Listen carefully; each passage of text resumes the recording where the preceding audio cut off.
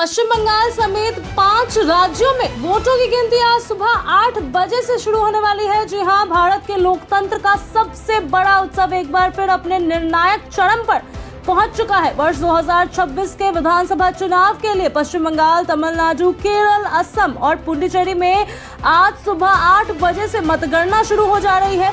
लाखों लोग मतदाताओं और द्वारा डाले गए वोटों का फैसला आज सामने आएगा, जो आने वाले वर्षों की राजनीति की दिशा तय करेगा। इन चुनावों को राष्ट्र स्तर पर भी बेहद महत्वपूर्ण माना जा रहा है, क्योंकि इनके परिणाम देश की राजनीति और रणनीति दोनों पर असर डालने वाली है। जी हां, पश्चिम बंगाल इस बार मुकाबला बेहद दिलचस्प और कड़ा माना जा रहा है। एग्जिट पोल के अनुसार सत्तारूढ़ तृणमूल कांग्रेस और भारतीय जनता पार्टी यानी कि बीजेपी के बीच कांटे की टक्कर देखने को मिल सकती है। पिछले चुनाव में जहां तृणमूल कांग्रेस में मजबूत पकड़ दिखाई थी, वहीं भाजपा ने भी अपना जनाधार को काफी बढ़ाया था। इस बार दोनों ही पार्टियां पूरी ताकत के साथ मैदान में उतरी हैं, जिससे चुनाव परिणाम को लेकर उत्सुकता और ज्यादा बढ़ चुकी है। मतगणना प्रक्रिया को पारदर्शी और निष्पक्ष बनाने के लिए चुनाव आयोग ने व्यापक इंतजाम किए हैं।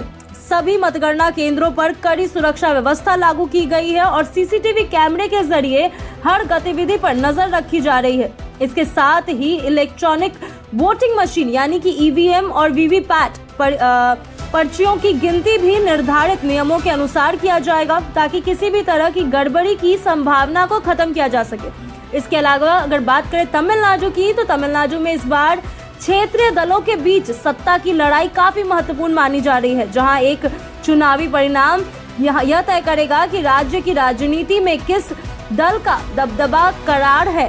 तो वहीं केरल में पारंपरिक रूप से वाम मोर्चा और कांग्रेस नेतृत्व वाली यूडीओ या फिर मैं ये कहूँ यूडीएफ के बीच मुकाबला होता है, और इस बार भी वही स्थिति देखने को मिल रही है। असम में भाजपा अपनी सत्ता बरकरार रखने की कोशिश में है, तो जबकि विपक्ष दल उसे चुनौती देने के लिए पूरी ताकत झकझोर चुकी है। पुडुचेरी की अगर बात करें तो वहां पर भी चुनाव परिणाम काफी अहम माने जा रहे हैं, क्योंकि वहां की राजनीति अक्सर गठबंधन सरकारों पर निर्भर रहती है। इस बार एक के चुनाव में कई छोटे दल और स्वतंत्र उम्मीदवार भी निर्णायक भूमिका निभा सकते हैं। इसका परिणाम और भी रोचक हो जाता है, क्योंकि किसी भी दल को स्पष्ट बहुमत मिलने का आसना या फिर मैं ये कहूँ कि आसार नहीं दिख रही है।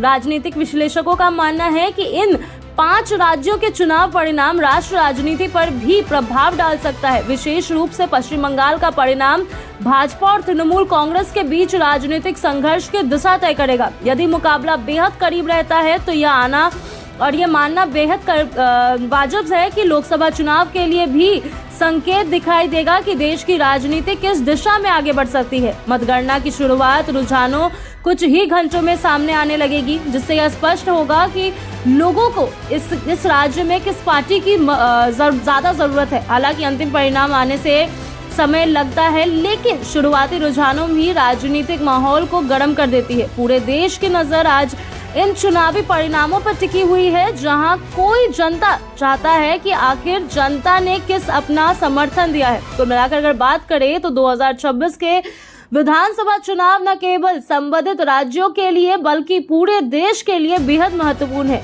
लोकतंत्र की इस प्रक्रिया में जनता का फैसला सर्वोपरि माना जाता है, और आज ही वो फैसला होने वाला है जहां पश्चिम बंगाल की राजनीति तय की जाएगी।